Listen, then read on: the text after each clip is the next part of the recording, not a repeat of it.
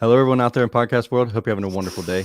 You are listening to or watching the Service Business Mastery podcast. I'm one of your hosts, Tersh Blissett, sitting virtually next to my co-host, Joshua Crouch. And we're super excited to have Billy Stevens and Landon Brewer back on the show.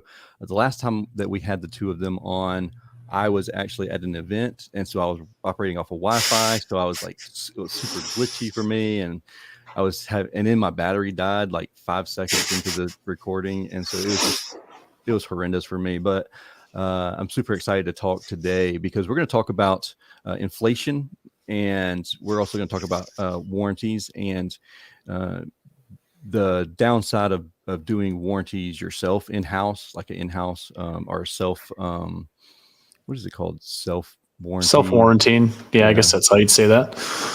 But the downside of doing that, we've talked a little bit of that in the past, but not really a whole lot. But we're going to talk a little bit about that. We may do some other deep dives too.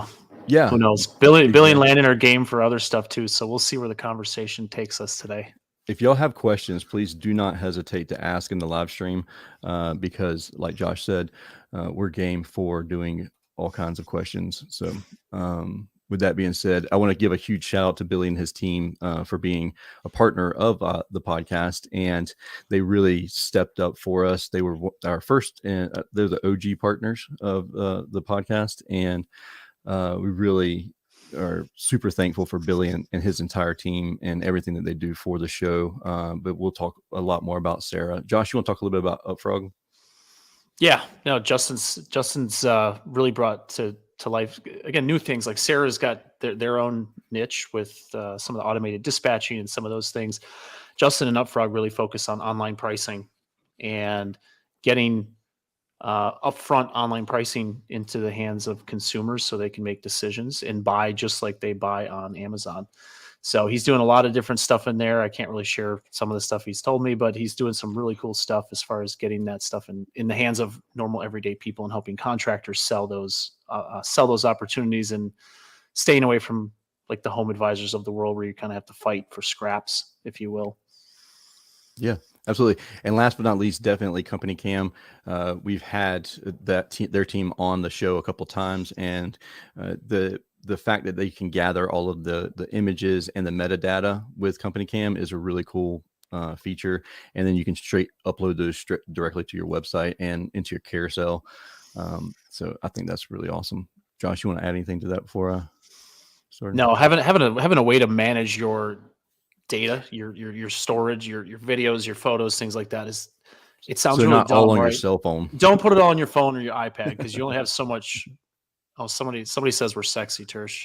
All right, You're right. This is a good start. It's in the morning. We're already being called sexy, so that's great. I have no idea who said that. But anyways, we're gonna get sidetracked already. So let's get Billy and Landon on here and let's get going. Yeah. Are you looking for valuable business advice to reach that 7-figure revenue mark? Do you want actionable tips to properly navigate through every business challenge you encounter along the way? Let Tersh Blissett and Josh Crouch be your guide in getting you to the top here at Service Business Mastery. Tune in as they sit down with world-renowned authors in business, leadership, and personal growth who share valuable insights about management, marketing, pricing, human resources, and so much more. Let their nuggets of wisdom gold guide you in owning a thriving, profitable, and ever-growing business. Here are your hosts, Tersh and Josh.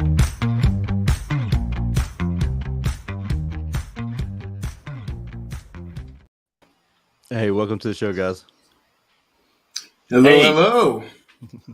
You guys flip-flopped on us when we started before. Billy was on this side and Landon was on this side. Now I'm all confused. I don't know who I'm asking questions to. We just have to restart everything. Yeah. Awesome, guys. So we had a couple topics that we kind of predisposed and talked about ahead of time, and I think the biggest one is it relates to the economy and its inflation and stuff like that. You guys talk all the time, and you guys obviously have data and information and maybe conversations with people that are really, really smart outside the industry. What can you guys share with our audience on what's coming? Well, I think everybody that's a human being, I'll just kick it off here, I guess, Billy. I think everybody that's a human being living in this country has realized that inflation is a real thing that's impacting everyone's everyday life, from the cost of groceries, the cost of gas, just you name it, it trickles all the way down, right? So it's here, it's a real thing, and it's always been a real thing, and you need to have a strategy to, just like anything in business, you got to have a strategy to adapt to it, right? You have to understand it makes it even more critical to understand your metrics and your numbers than ever before.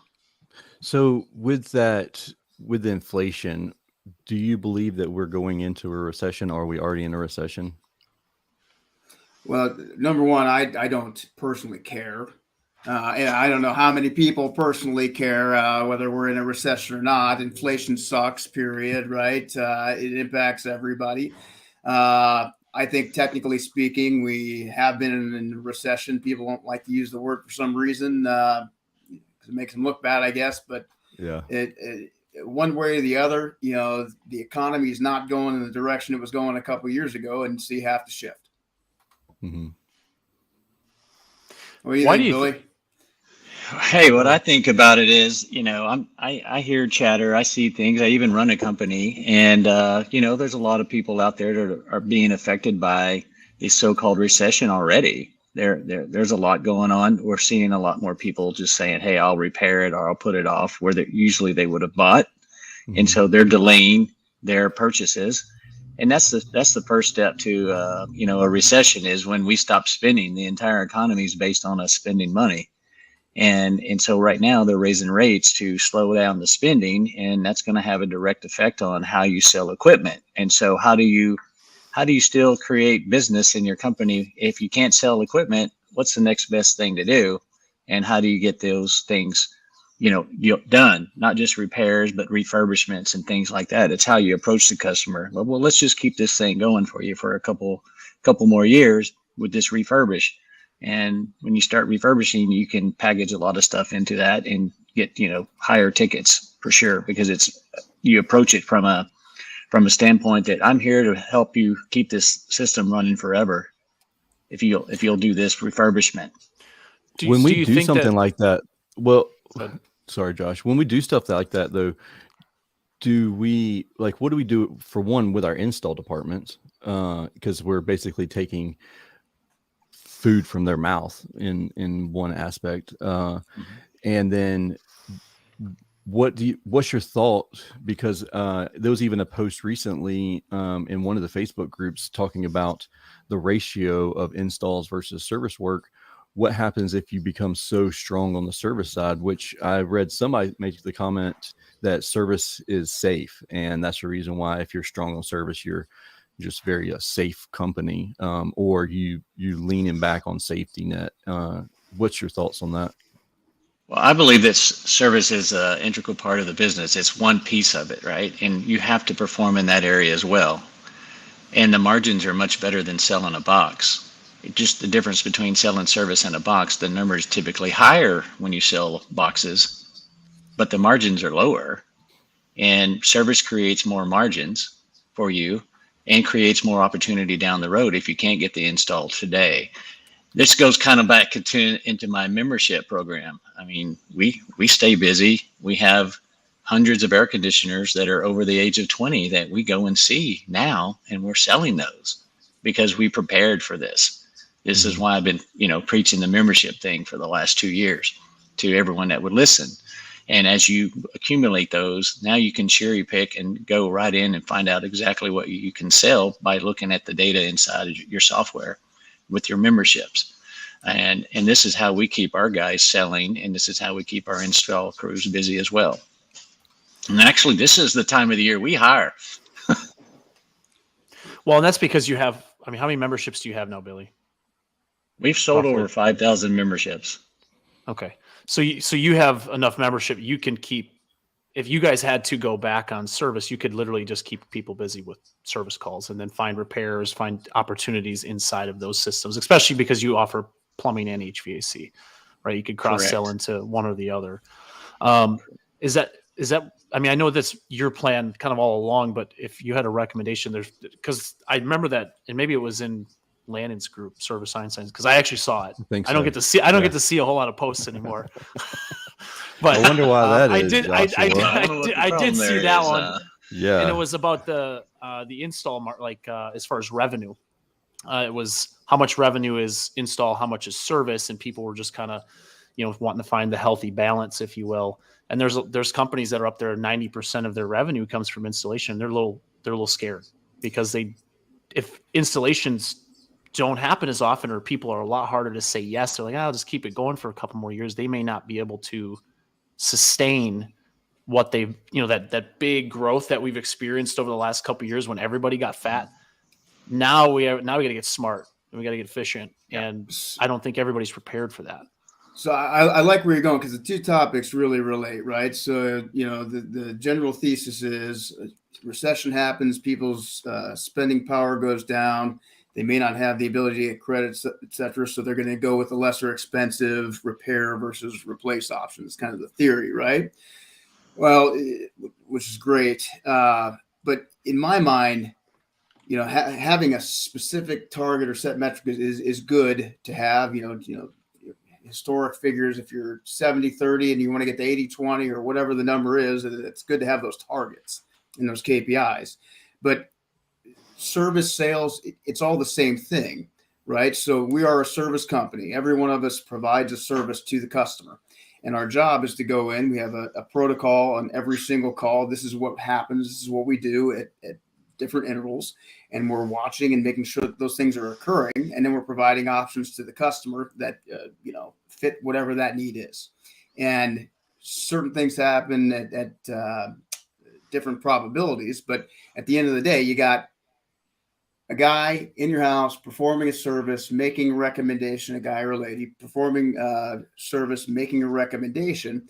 And if you have a consistent protocol, you're going to have a consistent result, whether that it results in a replacement sale 20% of the time, 30% of the time, 40% of the time, it's going to have a consistent result.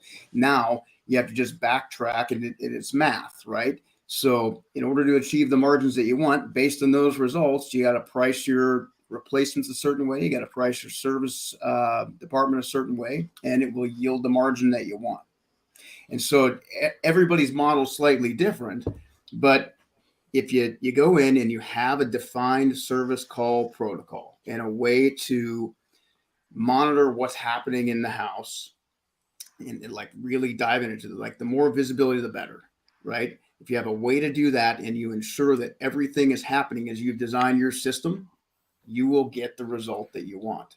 And if we run into this area of recession where spending power is gone, and now we're really getting hit hard and it's just crazy economy and people have to shift their purchasing habits, then that's when you go into, plan B and you say, all right, we're going to build these restoration, rejuvenation, whatever packages so that we're going to get these things back up the factory fresh. They're going to be, in order to hit our margins, they're going to be between $2,000 and $4,000. And we're going to credit that up to a year from now when purchasing power comes back towards replacement, because that's what you really need. So we're providing the service to the customer. We just have to be able to adapt. Right? So you would credit the entire 4,000 a year later? You can build the model any way you want, but absolutely. Okay. I mean, why not? Right? Absolutely. I mean, it makes sense to tie the customer to you, right? So they go shopping and find somebody else. Okay. Because this refurbish is a very high margin, profitable situation. So you're only refurbishing at the end of the day is your cost to do it. Mm-hmm. Yeah. Or what I'm saying is you're only giving, even though you give a $2,000 credit on your system 2 years from now, your actual cost to do that job, if the margins are correct, is $300 or $400. Parts and labor. Yeah. Parts and labor. Okay. So we're serious. So at the end of the day, you're not really crediting a whole lot of lost labor and lost time. It's more so keep that customer. Now they're ready to do the replacement. Maybe the spending is in a better place. So they can spend the money with us. You wouldn't price that job out as like a 20% labor. Like you would have a lower labor margin on it on one of those. No. No, So you would do it the same you get the way? margin. It's a higher margin than selling a box, right? So this is what the Right. refurbish or rejuvenation. These are high margin jobs. I'm So thinking. there's So more profit in these jobs. when I'm thinking of this, I'm thinking of selling when I'm building a service ticket. Typically, it's somewhere in the 20% ish labor range on a service ticket. So, am I going to build it the same way as that, or am I going to do I change my mindset when it comes to building the ticket prices out on these refurbish and I can't even say that word. I'm not going to try it. Restoration, whatever Yeah. you want to call it. Rejuvenation. Come on, rejuvenation. Gettle has it right on their homepage. Yeah, I believe. Gettle's got a trademark on rejuvenation. Yeah. See, Yeah. I don't even. There's no need for me to say it. I don't want Ken suing me for saying it. So. That's right. You were protecting yourself at this point, weren't you? Yes. You were thinking about that exactly. trademark. That's exactly We're worried what I about was Ken. thinking. We're worried about Ken finding a link to this StreamYard coming on here and slapping you. That's okay. I don't know. So so he's trying to figure out like the margins for these high labor jobs that take maybe 2 hours, 3 hours. So I built these before, with my limited technical background. I get technical people in and say, if you were to, if you couldn't replace your your grandmother's system, and you wanted to make sure that this thing is as close to perfection as possible, what are you doing? List all of the services out, list everything that you're providing. What parts would you change? And then, just apply whatever that is, and apply a 70% margin to it, 60% or whatever is meeting your margin thresholds for service, and package it up just like you do everything else. And so and I think $2,000 to $4,000 was the range that we put those things together, 4 or 5 years ago. Yeah, solid range. Yeah, and you do the same thing. You do the good, better, best on your refurbish as well, right? You do the same thing, and so you'll fix certain amount of things on the smaller one. You do a little bit more on the medium one, and then on the large Coke, if you will, or the good, better, best, you will do even more things, and some of the things that you would do in a rejuvenation. I'm sorry, Ken, if I didn't get permission for that one, but what you need to do in these rejuvenations is you need to basically put it together where you have like a capacitor and some type of a complete real tune-up where you do a really good job on that and replace capacitor in the beginning, and then the better you go for a step further, and maybe you pull the blower wheel and you clean all of that out, and you add a little bit more to it.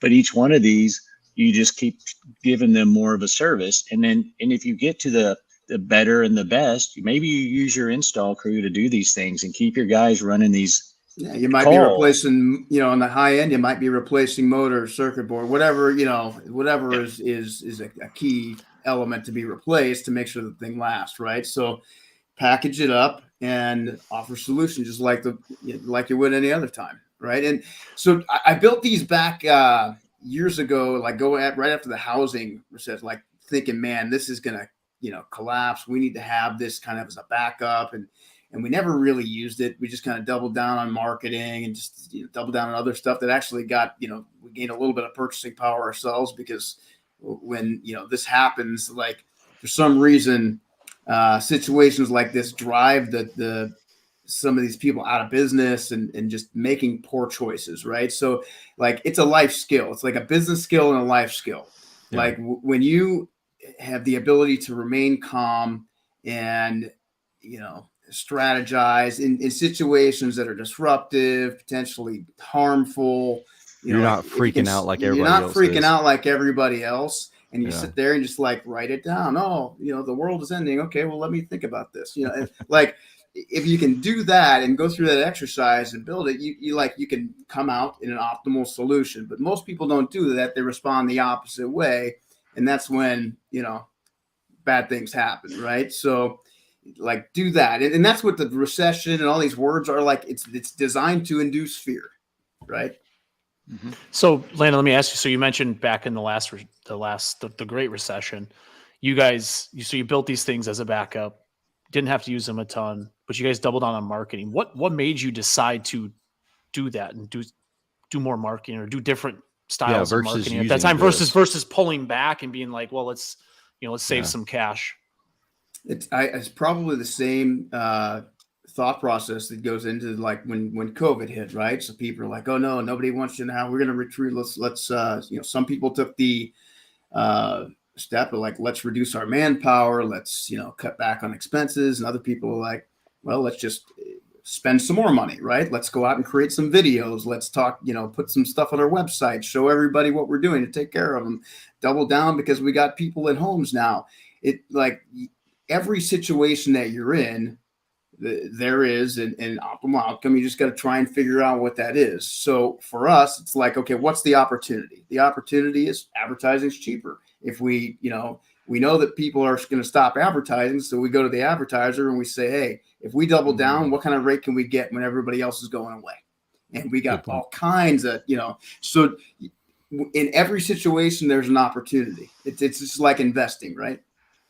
But what I hear is that you have to have cash in that scenario. So you gotta be making. Well, that money. goes back to being an efficient business that's made money, especially the last like two and a half years where it's been this massive boom. Like if you didn't save any money and now the recession, or if you didn't collect on the jobs that you were doing. Yep. Yeah, like that's some people. Well, you just blast them on Facebook is what I heard that you do. So that's what I do. That's what you do. Those jackasses. Billy, so back like 2007, 2008, and I know we probably talked about this, but as far as like your company, what was your experience going through that recession? And I don't think we're going to have something of that magnitude. I think there's some stop gaps in place, but I think there's lessons to be learned that people can be rehashed here now that we're about 15 years later. It's the same thing. We doubled down. We saw that everybody was cutting back. We saw that people were laying off. And as soon as we get a sign of people laying off, we start hiring and we start marketing and we go forward because we keep our overhead costs low enough to where we can sell no matter what. I can sell something on a new piece of equipment on 45 margin and still make double-digit profits because my cost of doing business is a lot lower. And what we really need to be analyzing is both ends of this. Not only should you be analyzing, what you need to do to keep guys busy during this time that could potentially be slower, but you need to start thinking about what are the things you're using, the shiny objects that aren't giving you a return on investment. There's so many new things out there that people are buying and they're just grabbing up money. I mean, I had a guy reach out to me and said, he called me up, customer of ours, and he's like, I've heard about this new thing. It's going to cost me about, $15,000. And should I do it? And I go, well, he goes, I need more business. I think this is going to work. And I said, well, give me your website. And what's your website? Let me look at it real quick. So I clicked on his website and he had a one-page website. And I go, there you go. It doesn't matter what you spend over there. You didn't fix this problem right here. This is what you need to spend your 15 grand on. And the fact that he had the 15 grand being a 3-truck business was, pretty awesome. Yeah. But I'm like, why would you go buy this thing, which is not going to help you run your business, and actually go and fix your website so you can get some business and start staying ahead of the curve? And so then he made a good decision, and that's what he decided to spend his money on. And so we need to analyze every situation where we're wasting money, where are we bleeding money all the time, and then look at the return on investment and decide whether we need to get rid of those things. It's the little things that cost us every month. Everybody gets, caught up into this stuff. And let me just explain something real quick. I think this will help a lot of people understand what it really costs to have, just say something costs $500 a month. Yeah. All right. So if it's $500 a month, how much does it cost every 30 days? Well, it depends on how much your profit is. Well, think about this for a second here. I'm going to ask it again. So I want you to think about this question. So if it's $500 a month, how much does that cost every 30 days? Which a month is 30 days. All right. Yeah. Let's just say all months are 30 days. It's every 30 days. So wouldn't it be, well, there's technically 13 months in the 12-month calendar. You're correct. Illuminati shit. No, there is. There's 52 weeks. If you divide that by 4, it's 13 months. So my point is, think about it like this. So the question was, if something costs you $500 per month, what does it cost every 30 days? It costs $1,000 because you'll write a $500 check on the first, and 30 days later, you write another $500 check. So technically speaking, you're paying these things every 30 days twice. Interesting. Okay. So when you think about it like that, now you have to get your margins and everything right so that you can actually stay ahead of that 30-day. So we budget by the month, but we don't do, you need to do cash flow every 30 days. And so that's what we try to teach people is all these extracurricular things that you buy cost you twice as much as you think. If you go out and you buy some furniture, it's $199 a month for a whole new living room suite. Well, you pay it every 30 days. Think about it like that. And I think it'll help people understand why margins are so important and why being an efficient business is so important. So you have to make that leap and get that 13th month, if you will, paid in advance so that you can start collecting large amounts of cash. Well, we're getting back to, so we've mentioned the word margins, efficiency, and different terms like that. And I think a lot of time, and we also mentioned the refurbish and the packages and how to build those. But I think there's a lack of knowledge in the industry on how much time does this actually take me to do these things? We guess, right? Like the best technician we have does it in 20 minutes, but that's not the average of all of our technicians doing this same task. Some guys do it in 45, some do it in an hour. And we don't have the data to take that and build so that way for our average technician, we have pricing that matches across the board. So that way we're not losing money if we send technician A and we're gaining money if we send technician B. There's a middle ground, and that allows us to build a package, if you will, that actually makes sense and hits those margins. So you actually see those dollars at the end of the day, which I know, Billy, you guys literally do. I don't want to call it up to the second job efficiency tracking, but it's pretty close. Like as soon as a job is closed, you know how you did on that job based on the time the technician was there, correct? That's correct. And then we can run reports to find out what is the average amount of time that you spend there, or what's the longest time or the shortest time. And then we use that to gauge based on the efficiency of that particular task so that we can get the numbers right. And when I do a report, and Sarah for Billy Go, when we do a report for every single call we do, even the ones we get a 0 on, right now we run around 87% efficient. But when we just do the calls that we sold, we're at 101% efficient at the moment. So that's telling me I've got the times right for the individual task. Now I've got to get better at closing the ones that I didn't close to get that 87% up. That efficiency, does that take into consideration that technician's actual fully loaded labor rate, or is that okay? So that each technician's efficiency is based off of their pay as well. It's based off of the pay of what it costs you. One of the things you got to do is, what is your cost by the minute of labor, right? With flat rate, it's really hard to figure that out because flat rate's one big old price of $400. That's not your labor rate. That's just a global bundle of money, right? $400 doesn't tell you anything. What you really need to know is, what is your actual labor cost? And the labor cost is how you determine where you put your margins. You put margins on labor just like you do on material. And this is how you get a margin price, where it goes directly to your P&L statement. So if you have a 50 margin on your labor and your material, and you're running your business at 100% efficient, you're going to be at a 50 margin. If you're running at 80%, you're going to be at around a margin of around 45. It's going to be lower, right? Because you were inefficient. And so is it possible to use that platform and use the efficiency if you are on flat rate, like if you pay out flat rate or whatever? Do you have? So the term flat rate is just a term where we start, instead of doing time and material, we're just doing one price. That's really what the term is. We still do that same thing. We still just give one price. But we figure those, we want KPIs, right? Everybody's in love with KPIs. How do you get a good KPI out of a bundle price of 400? Yeah, no, I agree. I'm just wondering, like because the pay structure, people pay all different ways, whether it's right or wrong. They pay all kind. We've talked about this in the past, like across the board. Can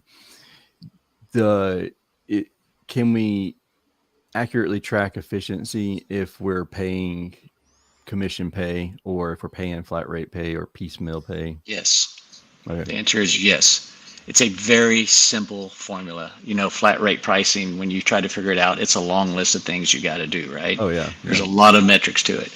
This formula is 3 steps, and you have exactly what it costs you by the minute to run your business. And so at labor. some point, you have to figure that number out. That's right. We show you how to figure that out. It's a really easy math equation, and you don't need all the complications that you do to build a flat rate price. We're trying to build prices that reflect your P&L statement so that you can actually see that where you're making mistakes so you can fix it. We got to look at that financial statement to find out how we're doing and then how we can affect it. But when you have a global price of $400, nowhere on a financial statement is the term flat rate pricing. Right. But there is gross profit, there is margin, there is efficiency. All these things are built in where you can see it on a financial statement if you properly price your product. I'll tell you now, Billy Go, our hourly price, our cost of labor is $61 an hour. That is our labor cost. We go to market at $61 an hour at cost. All right. We know exactly what the labor cost is. That's what we help you figure out. It's really interesting dialing that in. So the efficiency thing, like I see what you're doing. It all ties together with this inflation thing, the recession, because like in that environment, if you can dial in your efficiency, you can dial in productivity and efficiency, and you really know what it is, and you can eliminate as much of this wasted cost as you can, whether it's overhead, because if you limit every dollar of overhead at a 50% gross margin, that goes straight to the bottom line. If you have, as opposed to it's 50 cents for every dollar that goes to the bottom line from a sales perspective, right? So it's important to get the overhead right. But if you get the overhead right and the efficiency dialed in, like all of a sudden we don't have to charge what some of these like usurious charges that are out there today, because we've got these big fat bloated companies that have massive overhead, inefficient labor, no tools to manage it. If you can dial that in, like we can bring our rates down, or level up our profitability, or wherever we're at in business, like we can be more competitive in the marketplace just by dialing those things in. And if in the event that we do have this calamity, if we've got these tools to do that, like, holy crap, like maybe there's a case where I can go from $13,000 average ticket to a $9,000 average ticket, undercut my competitors, and be more profitable. Sure. So it's interesting. Extremely possible. So you guys will love this. I had a client that we did a kickoff call for this week. He started as a duct cleaning business. He added HVAC a few years later. And I've heard this. I actually have a marketing friend who did the same thing. He had a couple partners. They wanted to add HVAC later. Duct cleaning is by far more profitable than HVAC. Now, the dollar number at the end of the day isn't the same, but profitability wise, duct cleaning, because once the machine's paid for, you got labor costs. There's no materials except for maybe changing out a bag for the trash and the stuff that you're pulling out, but there's no extra costs. Having a duct cleaning machine, I have seen how many times they've torn them things up. Well, it depends on the machine. Rip a cord and like the most ridiculous things in the world. You're like, how'd you break that? How did that get broken? I have become a massive fan, like, in just in the last couple of years, again, not being technical, but just seeing this, like, airflow is so critical. It's like the most critical thing. And for some reason, the entire industry has gone, like, we've all been taught the money's in the box, focus on the box, the money's in the box. And it's like, that's the wrong thing to do for the customer, man. Like, we're going to change out this, 12-year-old piece of equipment. Meanwhile, they're like it completely improperly designed. There's no airflow. Like, you didn't take care of the problem. you just replace the box because that's where the money is. Like, you want to be the professional, you want to set yourself apart, you want to charge a premium for your goods and service, focus on the airflow and then focus on the box. Yeah, I'll tell you, the technicians hate changing ductwork out. I know that, and I'm not saying that that's the right response to that, but I know all the more reason to learn how to sell them. That's not changing because they're all thinking the same thing, right? Yeah, exactly. So I did want to highlight. We had a question from Chad, Yeah. who's actually not that far from Tersh. Nope, he's a friend of mine. but We used to work together. When we were talking about like a proceduralized service call, he said he'd be interested to hear what Landon's proceduralized service call looks like and how they are effectively monitoring it remotely. Yeah. So there's a couple of ways, and this has kind of evolved over time. So people like, the big buzzword today is call by call management, right? Yeah. And so where that kind of started to come into play years ago was like, okay, as we scale these businesses, you have, a service manager, an ops manager, and then you got, 25 technicians running around. How do you really effectively focus on any, number of them, right? So the best way to do this is to you can really effectively manage like 7-8 people maybe. And so kind of have one person designated to like developing those people, watching what's happening on all those calls, helping them through those service calls, et cetera. So we put these revenue managers in place and then call them call by call managers. And then we started adding technology. Like there's, tools we started to use for these Measure Quick and all these technology tools where we're like putting gauges on equipment and we can kind of see them remotely. And then like over time that's evolved even further to the point where now like at Prime, one of the things that we do is we've got an app that connects with CRMs, and like we'll sit with you and say, okay, everybody's kind of got the same service protocol, right? We don't take it to the point of like, yes, you knock on the door, you take a step back, you put your booties on, but it's like, okay, once you're in, 15 minutes of, form, family, occupation, recreation, material possessions, to get the warm up, right? Within 20 minutes, we should be here taking this reading. I want to see a picture of the nameplate. Within, 30 minutes, we should be working up this. Within 45 minutes. So we kind of document that, timestamp it. And then we have an app that basically, and you could do this with other things. Like I think Company Cam, might be a way to do it. But basically what we do is we put people in charge of whatever their group of technicians is, the call by call manager, whoever. And within the CRM on every single call, like, what's going on. So there should be somebody coaching you through every call through, hey, you're 45 minutes in. I haven't seen a picture of this. Hey, call me the game plan. We're going to put options together for this. Like there should be somebody doing that. And we have an app that goes into the CRM where if this way, now we know if somebody's not performing a KPI, we can identify what specific steps in the process he's missing. And we've never been able to get that level of visibility before. It's been game changer. Do you ever have technicians that give kickback thinking that they're being micromanaged because of doing it this way? Yeah, but they have to wear seatbelts too.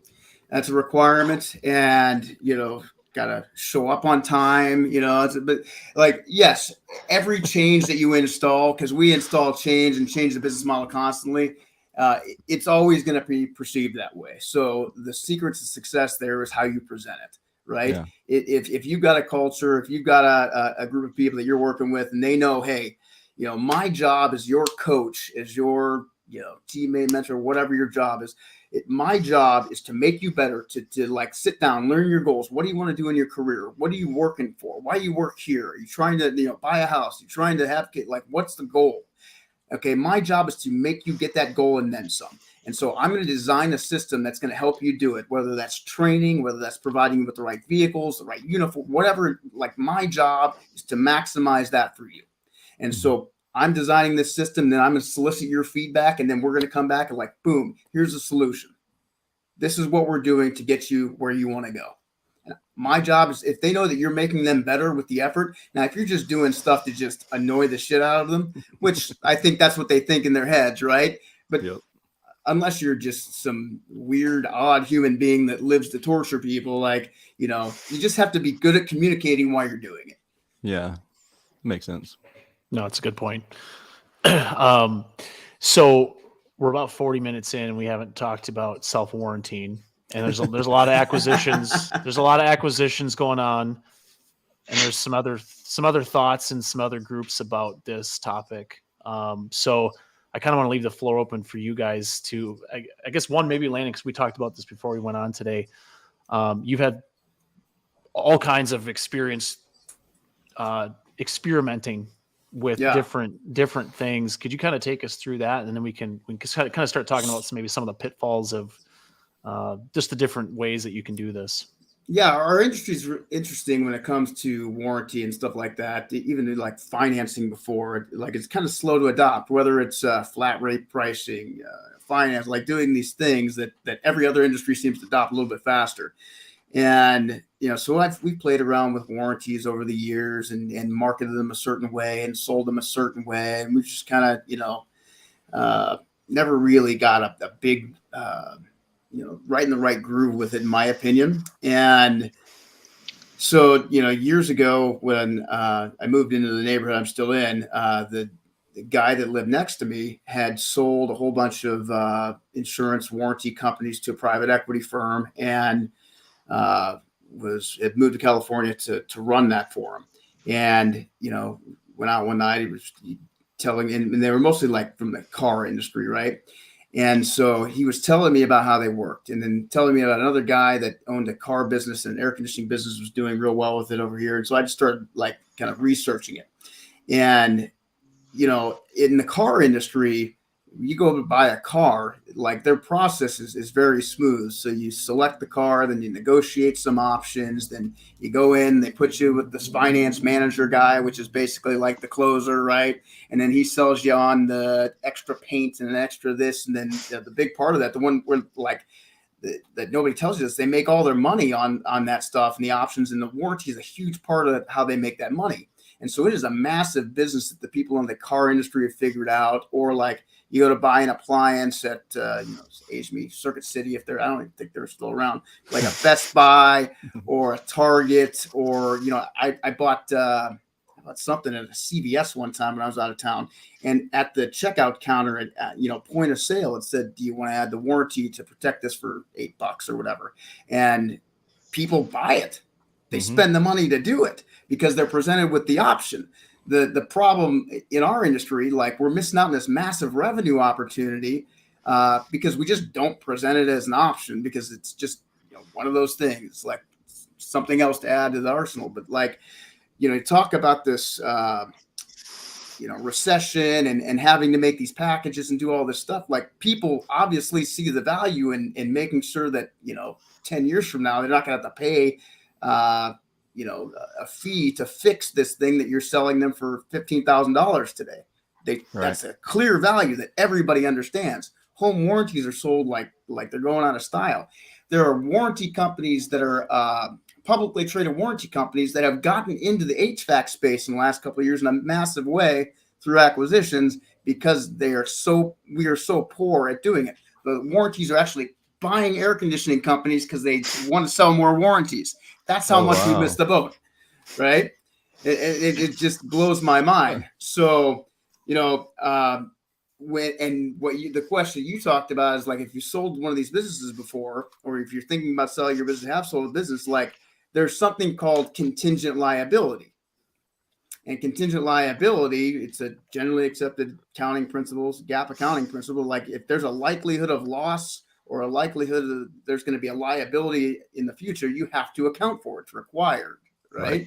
And when you go to sell your business, like, everyone realizes that you've done all this work over time that we're rewarding you for, but at some point, we're going to have to run warranties on it. There's going to be a loss. So we have to detract the value of that if you haven't properly accounted for it in your financials, right? So you're going to take a hit for it sometime. And it's going to cost you at some point in time, regardless of how good you are or how good the equipment that you think that you're putting in the home is, like, there's going to be an occasion where you're going to have a warranty call, right? And so it's going to be an expense. And so you might as well market it to the consumer, make some money on it, and have a way to cover that expense. Like, you're going to have the expense, might as well make money on it. It's general theory.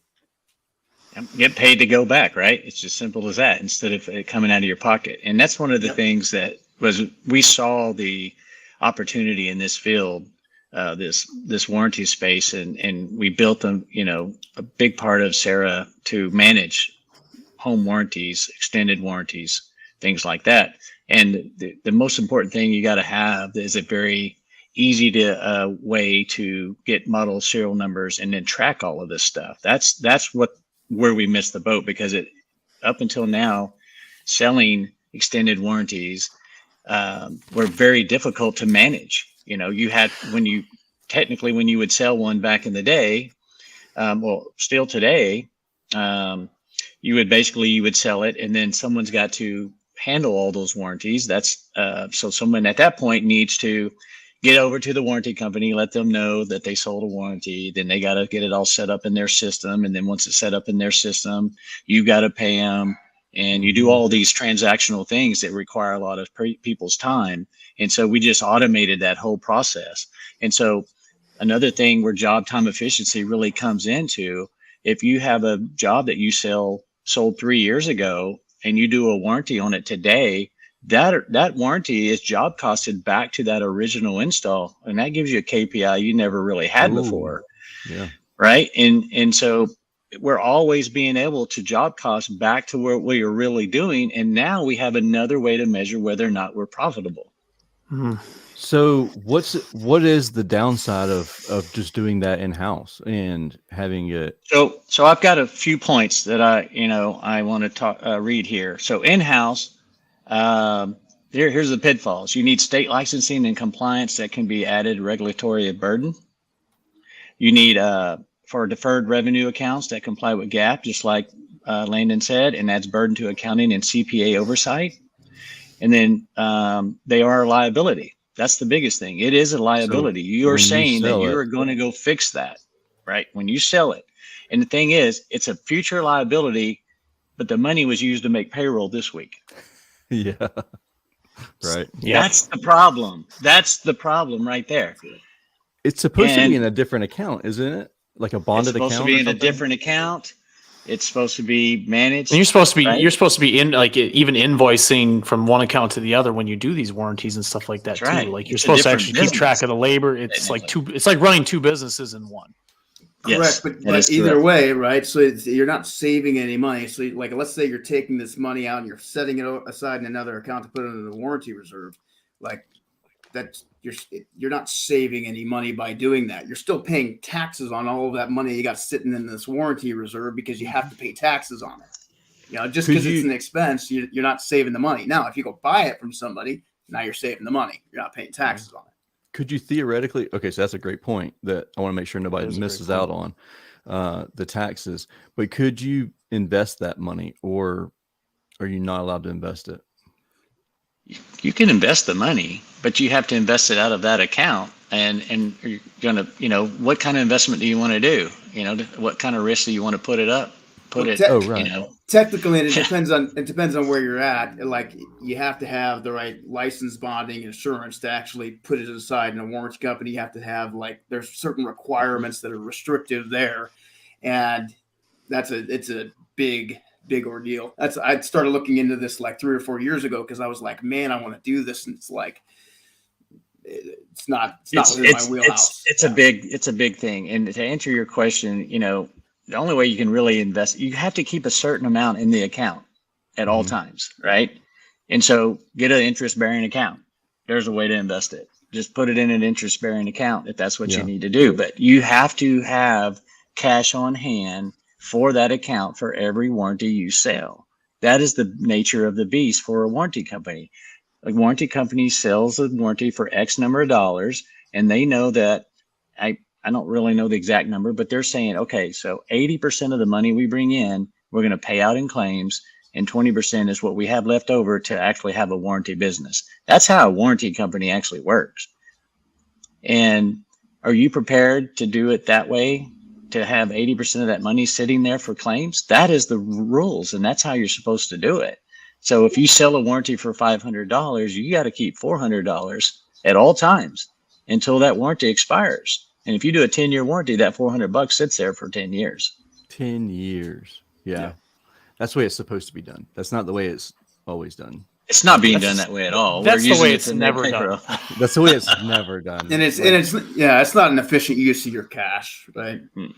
And you're just adding overhead costs, trying to have someone to manage that. Where now you're basically in the tech app, you gather all this information that we have now, and all this, and it automatically goes where it needs to go. You know the money that you sold it for is what it is, but the money you owe the warranty company gets sent over to the warranty company. When you do a claim, that's a whole nother deal. Think about it like this: you sell a warranty for a complete system, but you only change parts. You only warranty parts so that's a whole nother accounting nightmare in itself, because you sold it for the whole thing, but you never replaced the whole thing. You're replacing parts. So that's a whole nother bunch of people got to be involved and keep up with it. And remember that's the thing. Somebody, because you're not going to take notes on it. Somebody out there has got to remember that Susie in the corner office is like, oh yeah, remember that one? We only sold part of it. We don't have to warranty all of that. And yeah, that turns into a huge nightmare.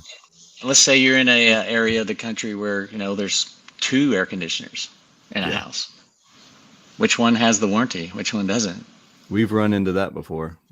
Yeah. So we solved that problem for you too, Mm-hmm. right? We solve all these problems for you with the way we built this whole module, if you will, and Sarah. And so maybe you sell a warranty, maybe you bring it. I know, here's a perfect scenario. You got a 9-year-old system and they need a new coil. And when you sell that new coil, you're going to put a warranty on that. But yet everything else is 9 years old, and then you got a 1-year-old coil. They call in and say the air conditioner isn't working. You see a warranty has been sold, and it's on the condenser. You need a capacitor.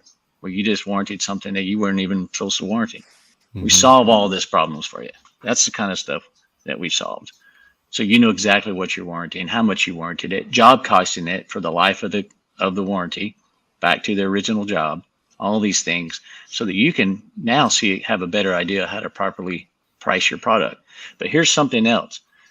When we're going into this recession and your company is going, well, we offer a 10-year warranty on everything standard.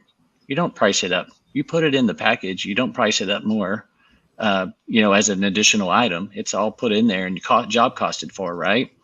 But it's another way to sell versus the competition.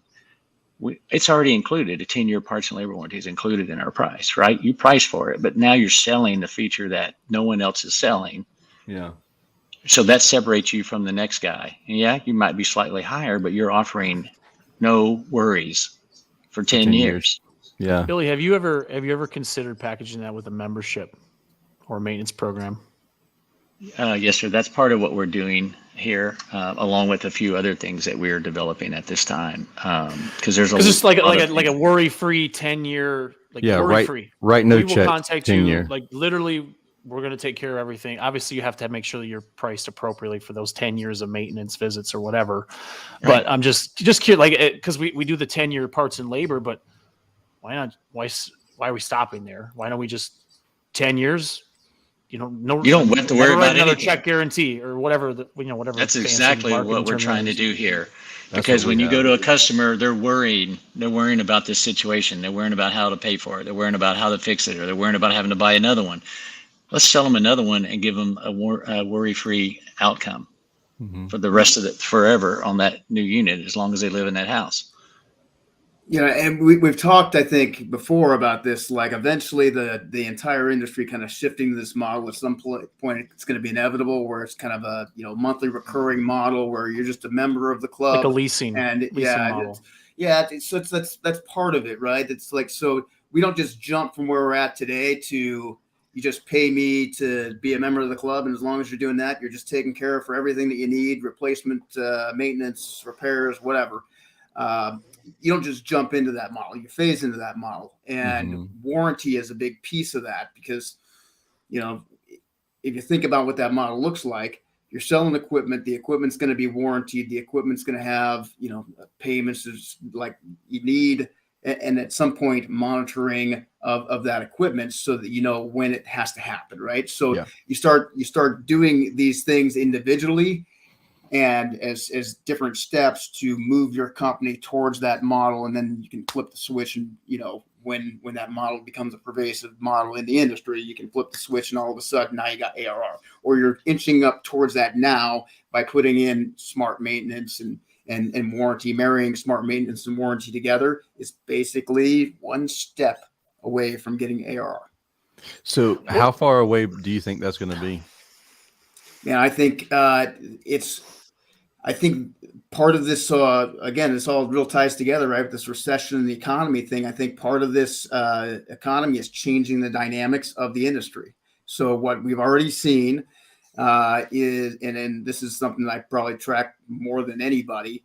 I look at valuations of businesses and look at that, and we've already seen we saw this massive run up in valuation. We had cheap money, low interest rates, et cetera. Now we've kind of peaked, I think probably 6-12 months ago.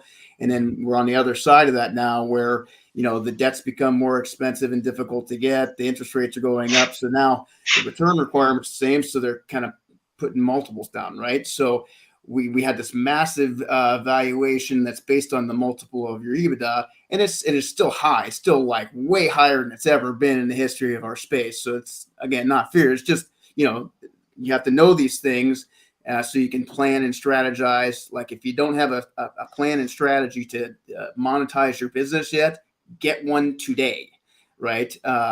You don't have to execute it, just get one today.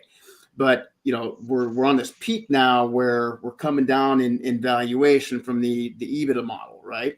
So at some point, I think because of this economic shift, we're going to see it probably start to facilitate this ARR model faster than before. So I think it's going to start. You'll start seeing it. I mean, there are companies that are already doing it today. Very few of them. But you're going to start seeing that become kind of the predominant thing. That's, I think, part of the warranty companies getting into the space is part of that. The utility companies are doing it. I think 5 years from now, we're going to have a lot more people doing that. And the opportunity, not too far. Yeah, but not far at all. The opportunity also is how many systems have you sold over the last 5 years that don't have warranties? You're talking about creating money during this recession and during this shoulder season. Once you have a module like we put in, Sarah, you can actually start selling these warranties. You put model and serial number in, you'll know if it has a warranty or not, right? Because of the age and all this stuff. Mm-hmm. And if it doesn't have a warranty or it's about to expire from the 2-year part labor warranty that comes with the manufacturer, you can add another manufacturer warranty onto it or a third-party warranty onto it. And now you've sold something in that good, better, best refurbished scenario or rejuvenation scenario. A great point. Now you're being able to sell warranties after the fact. So Billy, really quick, we're talking warranties. Whenever we were interviewing the guys from JB Warranties on the podcast, I asked a question and you actually answered the question for me in the chat. And that was, how do we figure out our prices for our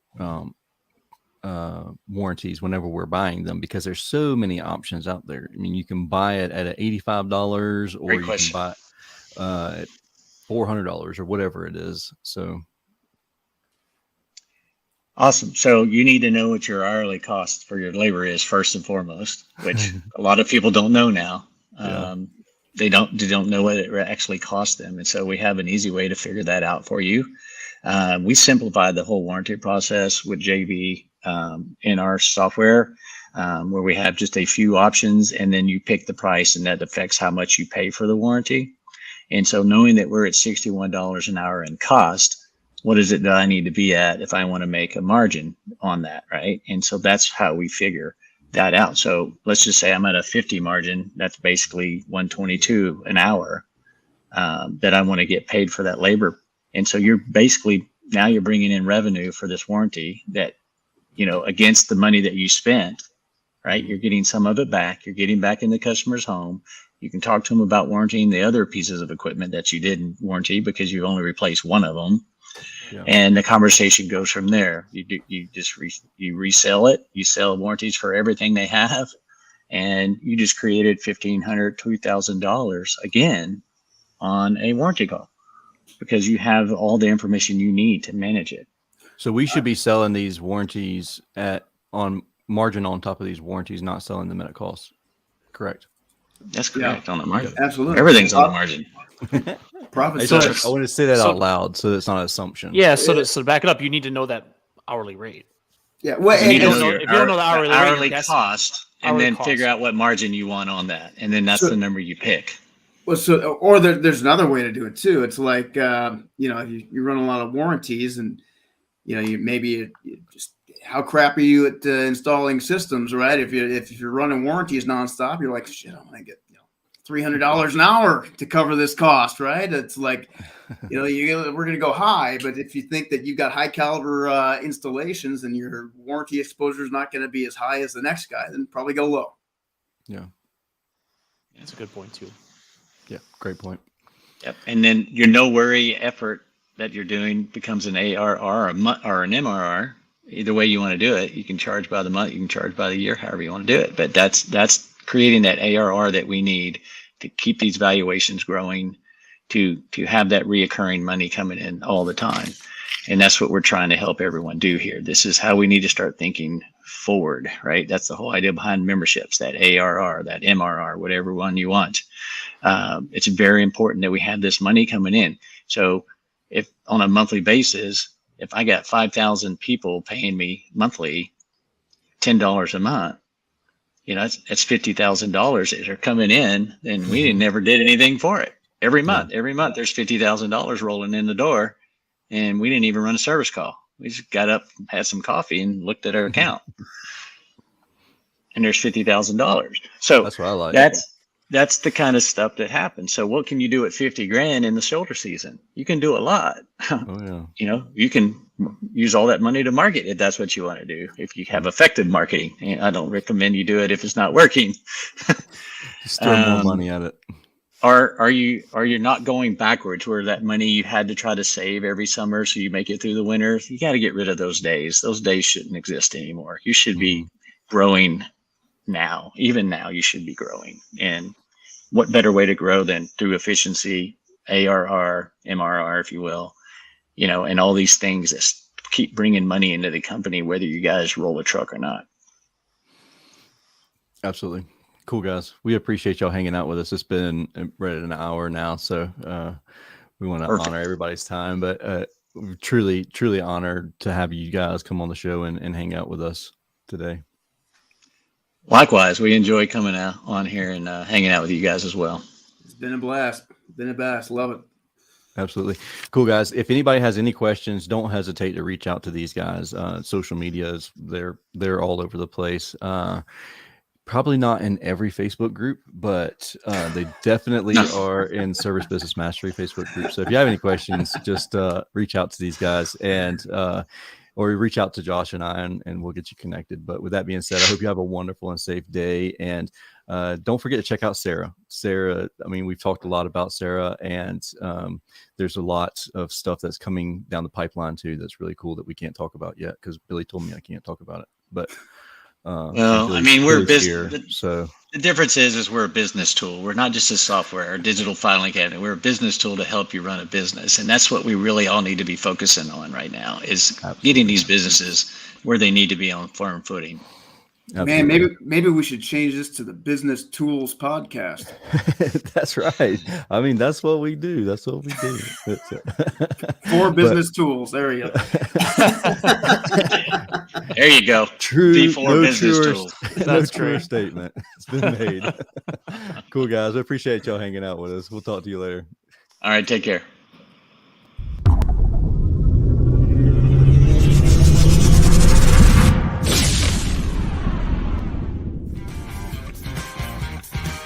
Thank you for listening to this episode of Service Business Mastery.